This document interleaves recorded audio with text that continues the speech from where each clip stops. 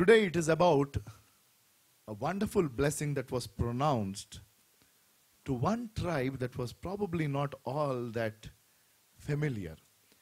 When we think of the tribes of Israel, there are how many tribes? Wonderful. 100 on 100, we should know that. And generally, there are few tribes that come to our mind, like the tribe of Judah. That is, always we remember.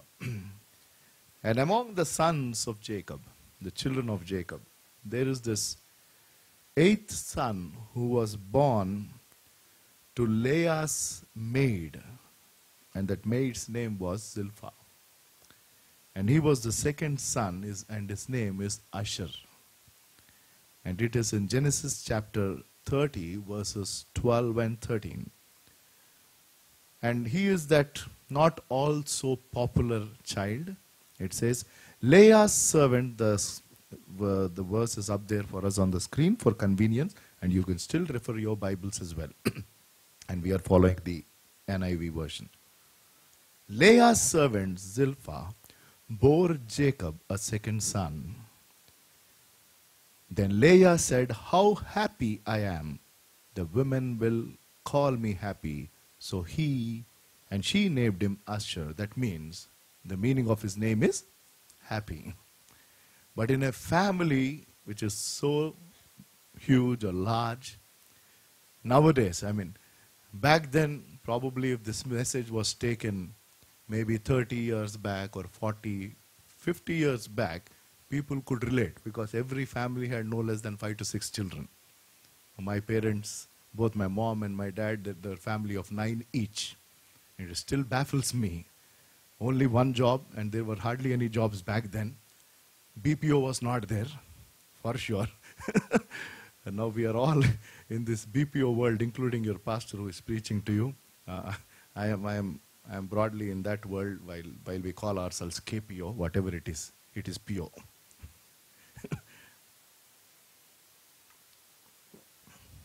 So, but yet, they were so committed in raising their children. And Asher, as he is eighth in that order, so ideally people talk about at least two. One is the eldest and the youngest. And I always used to crib because most of the bashings and everything happens to the eldest. The youngest is always, I can see some smiles. Whether you are elder or eldest, I am not able to relate to. But we always say the youngest is very fortunate. And if there is a lot of gap between the first and the last, the younger one gets to have that advantage. So, Reuben was the eldest, and the youngest was Benjamin. And then there was this one fellow in all of them who was the most loved. Who is that? Joseph, right? And because of which everybody kind of started having hatred against him. So, if you see, Asher is none of these. And Judah was supposed to be the strongest among all of them. So he was neither the strongest, nor the eldest, nor the youngest, or nor the one who was loved the most. That means he was not all that significant in the family. But yet, when it came to the blessings, because Moses, before he went to meet the Lord, when he went on to that mountain of Pisgah, as they sang that song, Sweet Hour of Prayer, before he went on to that mountain, he started looking at the promised land, because God said, "You're not going to enter." It still brings tears in my eyes. Such a great leader, who's the one chosen by God to lead people out of Egypt. But just because of one sin, right? Nowadays it is kind of negligible, What did he do? The second time he was supposed to speak to the rock. That's all, right? The first time God said, "You hit the rock," and water came. For those who don't know that part, while it is not part of the message today. And the next time when there was this water problem, God told, you can just speak to that rock, because he was so frustrated. Israelites were the most demanding people. If you are in a corporate world and if you have demanding subordinates who always keep pestering you, go back and look at Moses. You know, I take all these examples from the Bible. We have great leadership lessons here. If you want to know which was the first PowerPoint presentation, it was 10 Commandments. Our God notes PPTs better than we. You know, that is the first PowerPoint presentation God gave with his own hands. Okay. He was supposed to speak, but Moses, out of frustration, whatever it is, he took that rod and he said, and he told that I am going to bring out water for you. And because of his, God said, you're not going to enter the promised land. There's a deep biblical truth in that, while that is not part of a message, as God gives this to us right now. You know, that rock is Jesus Christ, in a way, we say, right? And that rock was beaten once. Where? On the cross, right? Next time you don't have to beat, we have to speak to him. Hallelujah. That is what it is. A lot of people try to bash up, you know, or try to pester him and get things out. Not needed. All we have to do now is to speak to him. And he is willing to give. Hallelujah. That is what it is.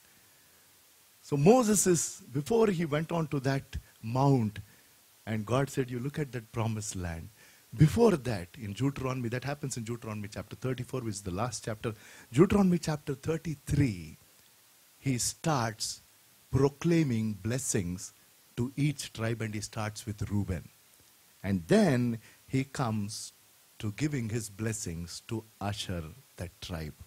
And the two verses are what we are going to meditate today. It is in Deuteronomy chapter 33, verses 24 and 25.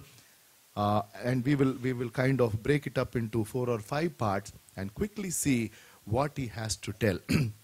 And even Jacob, before that we will go to Genesis. We will go to Genesis chapter, while this is what we will meditate, we will go to Genesis chapter 49 and verse 20. Jacob, before he is about to die, he calls and he blesses. You know, this is what Jacob, his father, is telling. Asher's food will be rich. He will provide delicacies fit for a king. We will get back to that as we continue to meditate about the blessings that were pronounced by Moses. Why are we meditating this? If you feel insignificant at times, maybe it could be your own family, or maybe it could be in this church, because this ministry is growing. We are having 3 services now. A lot of people don't know each other. A lot of people are doing different tasks. Some tasks and some people are prominent. About everybody, I am the most prominent. That doesn't mean that your work is not being noticed. I always remember Aaron and Hur. You know, when Moses was fighting the battle, when Israelites were fighting the battle in the valley, Moses went up to the hill and he was praying in another situation. And he lifted up his hands and he was praying. As long as the hands of Moses were lifted up, if you know that passage, Israelites were winning the battle down. But the moment he was human, when the moment his hands went down, they were losing. 2 people saw that. Aaron and Hur. Both of them went and they did something which was most insignificant. All that they did is they provided support. And the people in the valley only were seeing the hands. They knew if the hands were like this, they were winning. If the hands went down, they were losing. The moment Hur and Aaron realized, they just did this. And because of which, they won the battle. They won the battle. Hur and Aaron, nobody knew. Nobody knew that whole day, they were the ones who were supporting. I am telling you, there are a lot of things that people continue to be called to do. And everything will be duly rewarded. That is what Jesus told. If you give somebody a glass of cold water, right? That's all. He said, your reward will surely be there in heaven. And you need to do anything as unto the Lord. So today, if you feel at times that you've been a neglected child at home, if you feel you are a neglected employee at work, or you feel that you are not getting all that prominence or importance in the ministry and things like that, at times if you have this feeling, there is hope and help for you and me, because Asher was in that situation. He was number 8, as we just saw few minutes back. But yet, God had specific blessings, and we can experience these blessings for ourselves as well. While Moses has pronounced these blessings upon Asher and his tribe, today we need to make this as our prayer. Make it as your prayer. These 2 verses, you say, Lord, I want this to happen in my life. From a spiritual standpoint, I want this to happen in my life, because we as God's children can claim every spiritual blessing which is there in the name of our Lord Jesus Christ. We will look at that reference shortly. But these 2 verses today should be a prayer of every child of God, and say, Lord, this was the blessing that you pronounced to the tribe of Asher, and today I want to take what you have given to that tribe. Again, I go back to a food example. Those who come to this church regularly know that my common example is food, because that's the only weakness this pastor has. I don't know why, but all my examples revolve around food.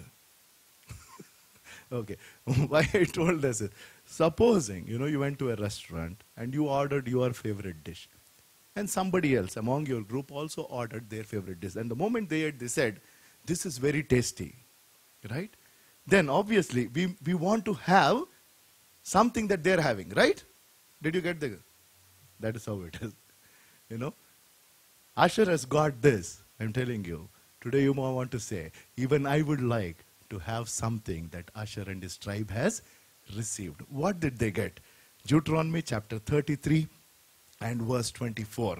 What is that blessing? About Asher, this is Moses speaking to each one of them. You need to read the whole chapter 33, where every blessing is there for each tribe. And after that, there is an anthem of praise, and we will just read it through. Verses 26 to 29 is just praising God. But these 2 verses are specifically to Asher. That means to say that that tribe was not neglected. While he would have felt, while living in that family of 12 members, he would have felt, what is this? I am number 8. I am not number 1 or number 12. I am somewhere in between. I am not all that important. I don't know how he would have felt, but I am sure he didn't have any kind of prominence. But God singled out, it is said, this is what I would like to give it to you. And God is singling out you and me, because we are his children, his sons and daughters. About Asher, he said, most blessed of the sons is Asher. Let him be favored by his brothers, and let him bathe his feet in oil. There are 3 things in that verse. We will break it up into 3 parts, and verse 25 will break it up into 2 parts. So while I said this is a blessing, and all of that are written in that chapter are blessings to each tribe, and the name of the tribe is there. Today we are just meditating on Asher and his tribe and the blessings pronounced upon them. While it is a blessing, I am telling, make it a prayer. Make it a prayer, saying that, because we need to claim God's blessings in our lives. So make it your prayer, and you say, Lord, if it is your will, let these be a part of my family. Let these be a part of our ministry, so that your blessings come upon us. The first thing talks about is, most blessed of the sons is Asher. Most blessed. In one translation, it talks about, that this tribe will multiply. God said, most blessed are you. When God blessed Abraham, he said, whenever he spoke of blessing, he said, I will bless you and I'll make your generation as a countless generation, right? And he said, come out and look at the stars. Will you be able to count? Abraham said, I cannot count. And he said, that is how I'll make your generation. While God physically blessed Asher's tribe, if you want, we could look at Numbers chapter 1, verse 40 and 41. It speaks of the number of people that were there in that tribe. Numbers chapter 1, verse 40 and 41. from the descendants of Asher, all the men 20 years old or more who were able to serve in the army were listed by name according to the records of their clan and families. Verse 41 says, the number from the tribe of Asher were 41,500. That's a big number. So don't take it literally, and I'm telling, Lord bless and give us so many children. Got it. But I'm telling, from a spiritual standpoint, our prayer should be, Lord, make my life a blessing so that I can have as many spiritual children, right? As many spiritual children. And that is my prayer wherever I go. Wherever I go. Lord, 1 soul, 2 souls, 10 souls. Sometimes I regret after giving that number because there will be more than that. And Lord teaches me, why did you tell a number? Right? You say, Lord, as many, as many, as many. Because that is what is needed. So it is a prayer for reproduction, for multiplication. That souls should be added into His kingdom. Because the harvest is plenty and the laborers are few. And that is in our country, that is in our neighborhood, that is in our offices, that is in our schools, that is in the society that we live in, that is in our, and this country, in this city, in this place. Everywhere the harvest is just around us, just around us. So we need to live lives that make an impact for Him, for Him.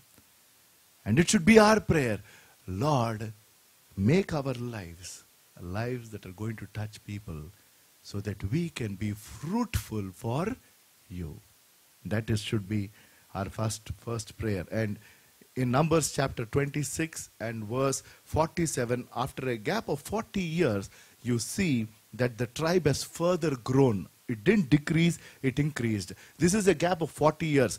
These were the clans of Asher. Those numbered were 53,400. It's broadly about a 28% or a 30% increase. As the years went by, the tribe increased. As the years go by, the number of people who express their faith in Lord Jesus Christ in this country should increase. Are you with me? Yes, no. Right? In our families, as the years go by, the number of people who express their faith in Christ should increase, not decrease. And for that, you and I are responsible. And God blessed Asher, and God said that this tribe is going to multiply. And that is the same promise God wants to give you and me. That is numerical growth or being fruitful to the Lord. If we go back to our key verse, which is Deuteronomy chapter 33, verse 24, the next part, let him be favored by his brothers. The second prayer is about relationship. It is most important. Christianity is all about relationship. Wherever I go, I'm sure you all know, if you come here regularly, whether it's an open meeting or whether it is a corporate meeting, whether it is a debate from different sects of people, the only stand I take is Jesus never came to offer a religion. And he never. He came to offer a relationship. And that is what it is. It is all about relationship. And he told, you need to love one another so that others will know that you are my disciples.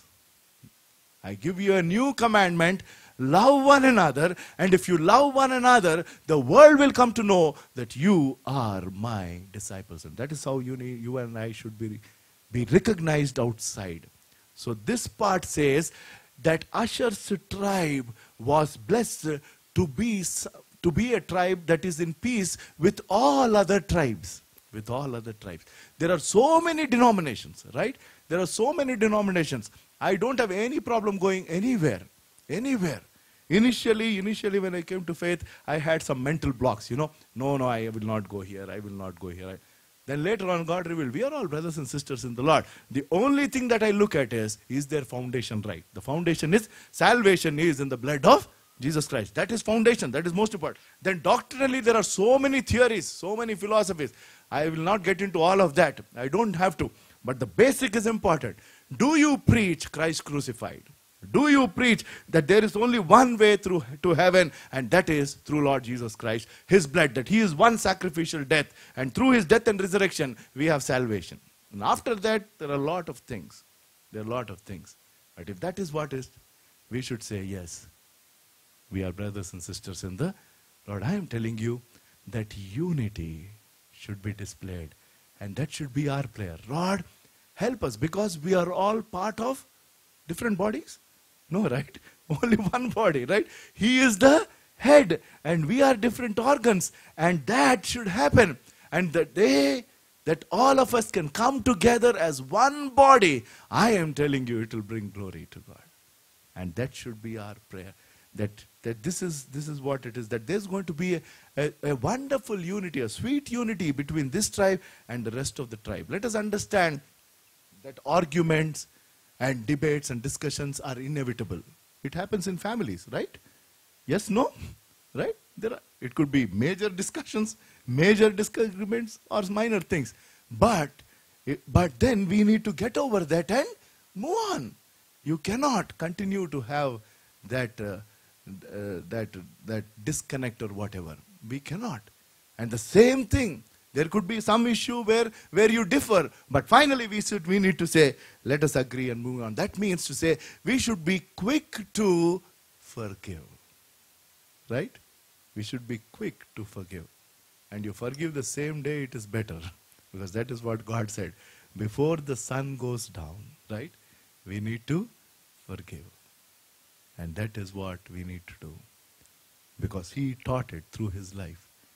What was the first word that He spoke from the cross? We only think about it on Good Friday. I don't know why. If other days, if we meditate the 7 words, they will think, what is this? There is nothing wrong. And why should we think of His birth only during December time? And after that, we never think about it. These are key to Christianity, right? His birth, His death and resurrection, and all of them are vital, And we may continue to tell that. If we remember this once a year, it is dangerous. It is dangerous. And we need to always acknowledge. And the first word we know, Father, forgive them, for they know not what they do. Not that they didn't know. They knew pretty much that they were crucifying, but they didn't know whom they were crucifying. That is the difference. They didn't know whom they were crucifying. The one who came as their Messiah. They didn't understand that they were crucifying Jesus Christ, the Son of God. God manifest in flesh.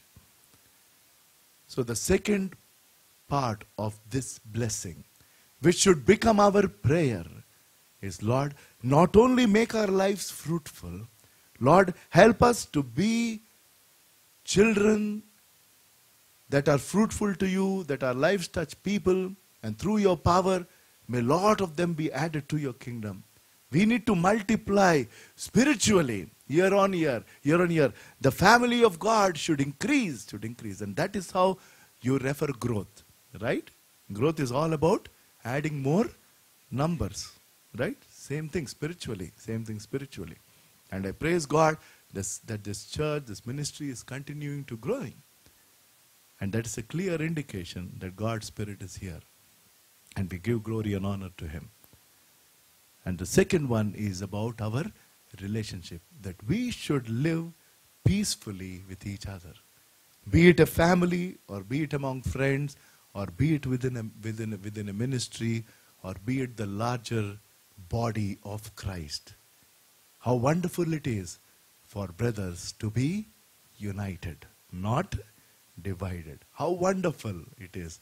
And all the children of God, brothers and sisters in the Lord, should be united. If there are disputes, anything, we should be willing to quickly forgive and move on. If you're holding anything against somebody, probably you may want to go back, call up that person and say, let us forgive each other and move on.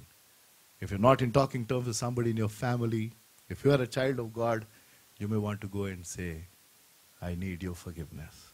If they need our forgiveness, please do it. Whether they accept, it's a different story. But it is for us to forgive, it is most important.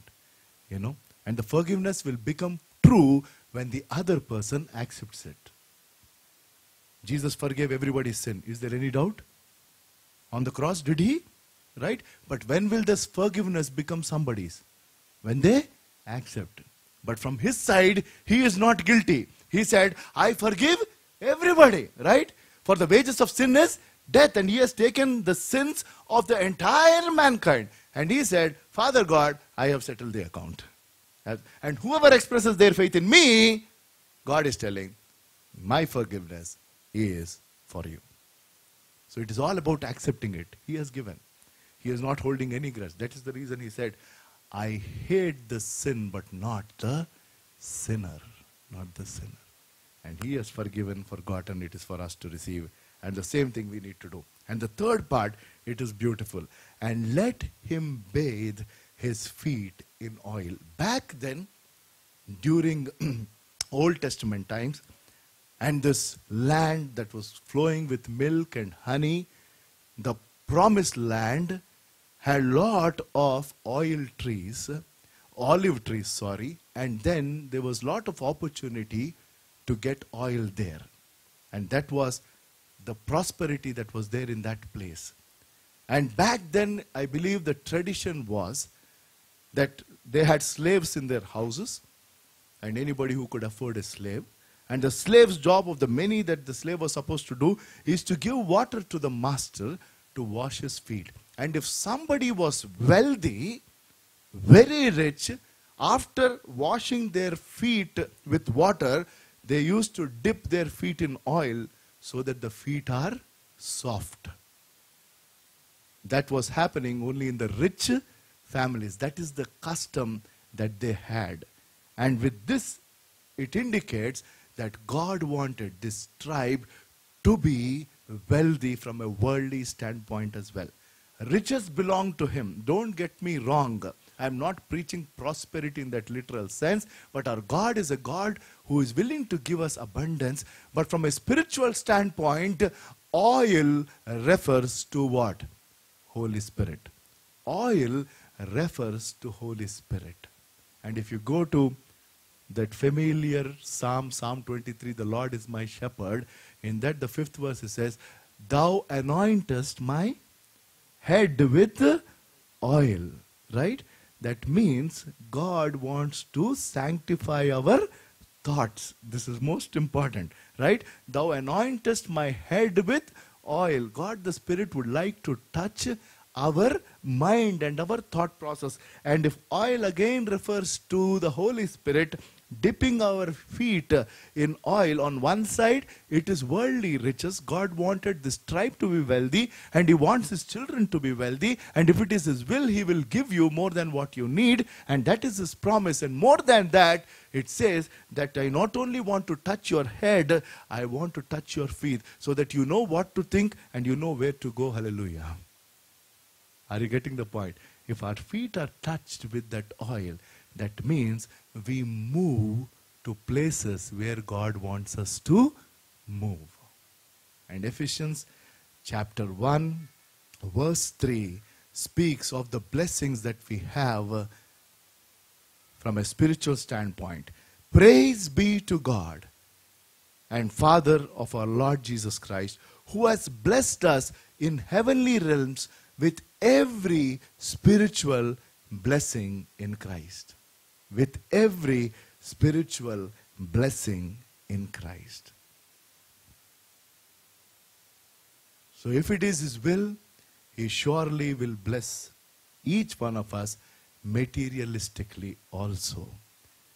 We need to be faithful in little things, and God will continue to bless us. My life is an example. I don't want to bore you telling the same thing over and over again. 18 years back, minus 3 lakhs. You know that. And over these 18 years, he not only led me from a spiritual standpoint, but materialistically, he gave me a lot more. I never imagined. It didn't happen in one day, but I surely can tell you there is one principle that we need to understand. There is no blessing without breaking. God breaks us and then blesses us. If you are willing to be broken, if you're willing to go through that process, I am telling you, that is the path for blessing. That is the path for blessing. Lord Jesus Christ took that bread, he broke and he blessed. And that bread, which was 5 loaves and 2 fishes, which was sufficient for one small little boy, was more than enough for 5,000 men, women and children, and there was parcel service also. That is why we still have that practice when we go. We have that Israelite traits. One is without, nothing will go inside. There will be 2-3 vegetable curries. We say, is there any other thing? We don't have to teach our children. They get it naturally. Okay. So 3 things. The first prayer, if we break up that verse, is, Lord, make us fruitful, so that we may have many more spiritual children. And that is how we want our lives to be blessed. Second is, we would want to have nice relationship, healthy relationship. We want to be at peace with each other, be it wherever. We should be peacemakers, because our God is a God of peace, right? Our God is a God of peace. And the third one is about riches. Not just worldly riches, but we want to have every spiritual blessing that God wants to give us. And there is this verse which speaks of material blessings as well.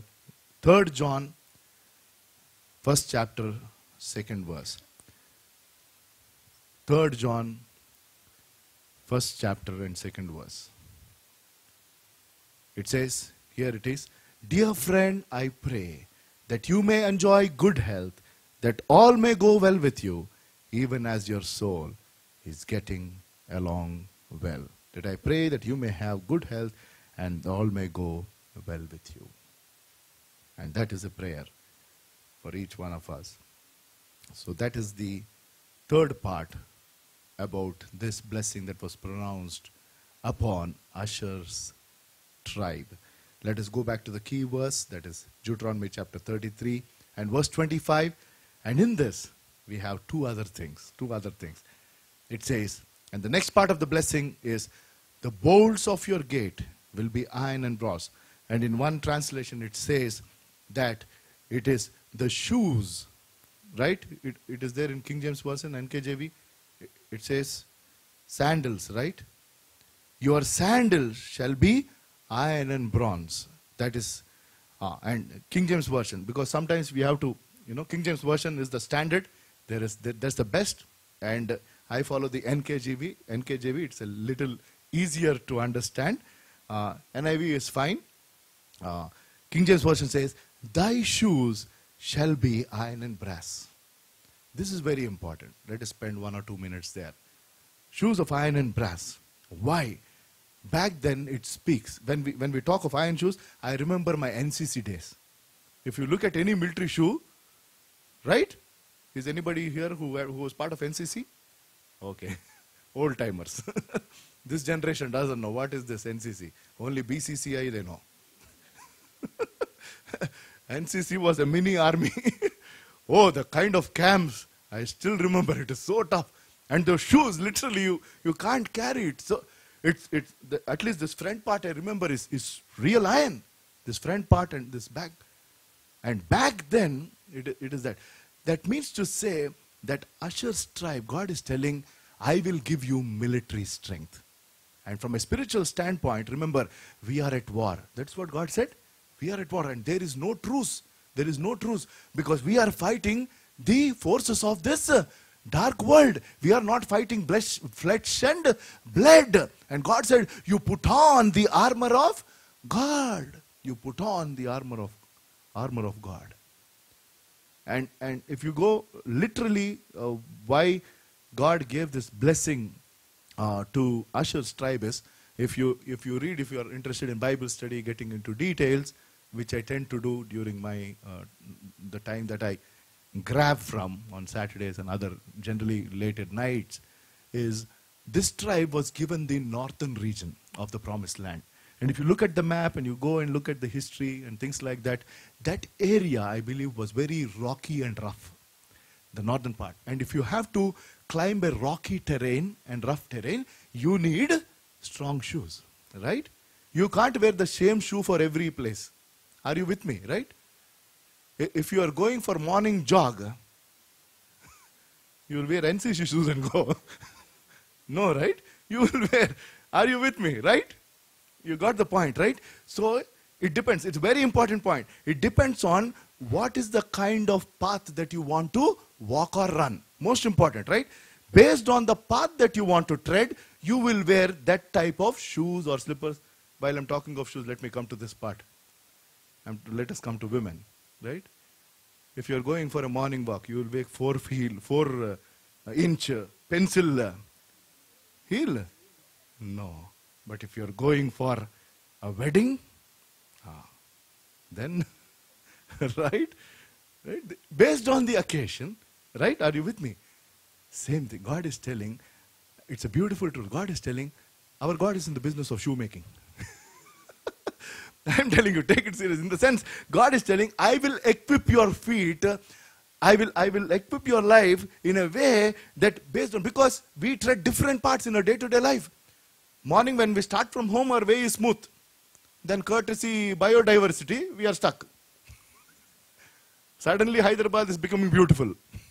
Okay, but in the sense, that is one part. Sometimes all of a sudden, you are in a situation where you don't know what to do. Morning was fine, afternoon, or boss, morning he smiled, but post lunch is like something else. We can't even understand what happened to him. Fine, if he has problems, why is he troubling me? Right? And we tread different paths. And God is telling, I will equip you with the right shoes to tread that path. Hallelujah. That is what he's telling. And this should be our prayer. Lord, while I walk different paths, I should be properly equipped. And when we come to this, the shoe that is made with iron, and that means God is giving them the footwear that is matching the road that they are supposed to walk. And God will give us. That's why I said our God is in the shoe business. And if you remember, if we go to the life of Israelites, I'm not sure whether I have. Deuteronomy chapter 29, if that is where it is. Verse 5. Yes, this is for 40 years. You know, if you see, it baffles me. Wish we have such kind of things now. During the 40 years that I led you through the desert, your clothes did not wear out. That means they were happy with one pair of clothes. 40 years, think about it. That's why I said he's in the garment business also, I didn't know. Nor did the sandals on your feet, what happened was, they didn't wear out, you know. It says that, because I don't know how it missed in NIV, in King James Version, and I have led you 40 years, it says, and I have led you 40 years in the wilderness, your clothes were not waxen out upon you, old upon you, and thy shoe is not waxed or worn out old upon your foot. That is what God is giving. That means His resources will be sufficient for us. Simply put. So our prayer should be, Lord, give me those right resources for my day-to-day living. For my day-to-day living. We are walking in this road. And there are different paths that we tread. Some paths are very nice, easy to walk. But some paths are tough. Tough times, trying time, testing time.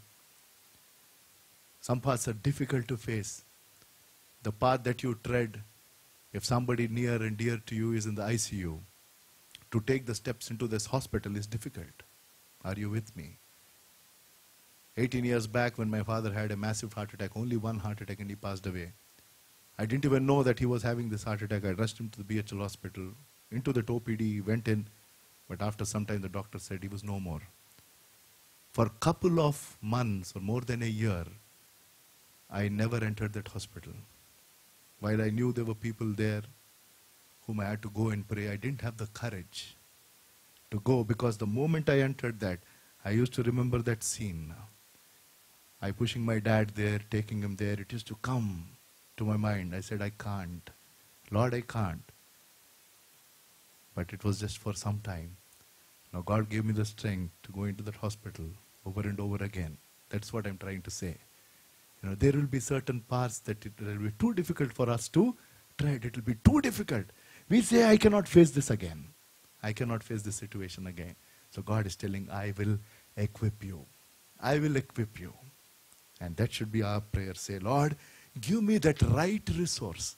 He knows what is needed for us. He knows. Let us not equip ourselves. Let us say, Lord, you equip me. Give me that right resource so that I can move on. Move on. And the last part, we'll go to that, and with that we close. Verse 25. Deuteronomy chapter 33, verse 25. And let us go back to King James Version.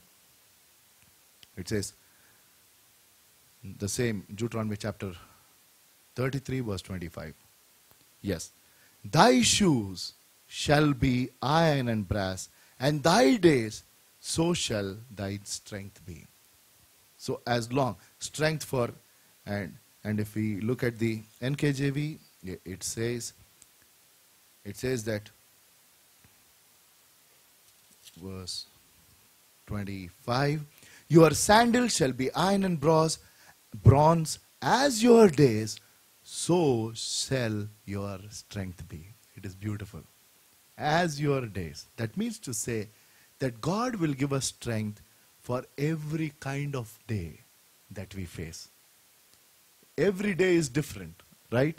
Every day is different. It speaks of rest. He says, as long as your days. How many other days that we're going to live in this world? That is why God said, the psalmist said, teach us to number our years. Days, no? Right? But since we celebrate birthdays but once a year, right? That is why we are in the habit of counting number of years. But God said, count your number of days. And God is telling, and through this promise, through this blessing that through Moses God is invoking upon Asher the tribe, this blessing that God is invoking, is telling, I will give you strength for all the days of your life. What a wonderful promise. Each day. Some days we have heartache, we have sorrow, we have disappointment, we have fear, we have hardship, we have sickness, we have joy, everything. It's a mix of all of this. But God is telling, I will give you strength for each individual day. However different it might be, God is telling, I will give you strength. So that should be our prayer. Lord, give me the strength for each day of my life till I come and see you face to face. And He is promising rest. So this is the blessing that was given to the tribe of Asher. Insignificant, number 8 in the family. But God said, I have some special blessing for you. And after that, there's a wonderful praise which talks about our God. We will just read through it till the end. And with that we close verse 26 onwards of the same chapter. There is no one like the God of Jeshurun, who rides on the heavens to help you on the clouds in His majesty. The eternal God is your refuge, and underneath are the everlasting arms. He will drive you out, your enemies before you, saying, destroy him. So Israel will live in safety alone. Jacob's spring is secure in a land of grain and new wine, where heavens drop dew. Blessed are you, O Israel, who is like you, a people saved by the Lord. He is your shield and helper and your glorious sword. Your enemies will cower before you, and you will trample down their high places. That is the praise for the King of Kings. And this should be our prayer. Say, Lord, help us multiply. And, O Master, we want your resources. And we want that wonderful relationship with one another. And then we want to rest in your promises. Your strength is sufficient for our everyday living. Let us bow our heads in prayer for the word that we heard.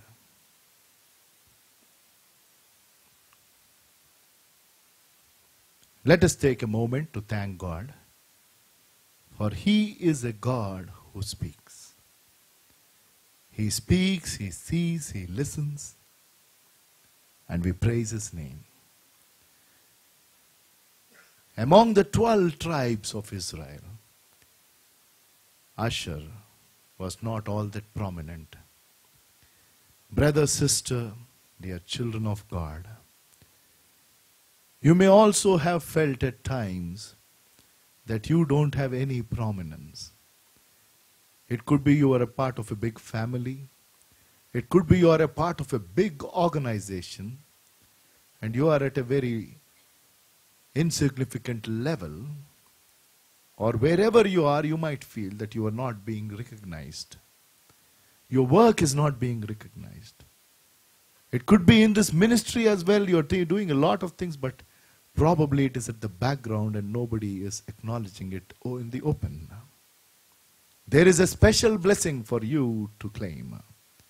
The same blessing that was invoked, that was pronounced on the tribe of Asher, you can also have it. We can have it if we make it our prayer. Make it our prayer. And may that be your prayer and my prayer. Lord, we should be reproducing, Lord. Spiritually, we should keep multiplying, O Master. We should have a wonderful relationship with each other. And we should be utilizing your resources, O Lord. And you said you will give us the right shoes or sandals to tread this road of life, different walks of life, and also give us strength for our daily living. Thank you, O Master. Gracious Heavenly Father, we praise you, Lord, for the word that you gave us. And, O Master, we want to make this as our prayer. And may each word that you told be fulfilled in each of our lives. We commit this prayer in the name of our Lord and Savior Jesus Christ. Amen.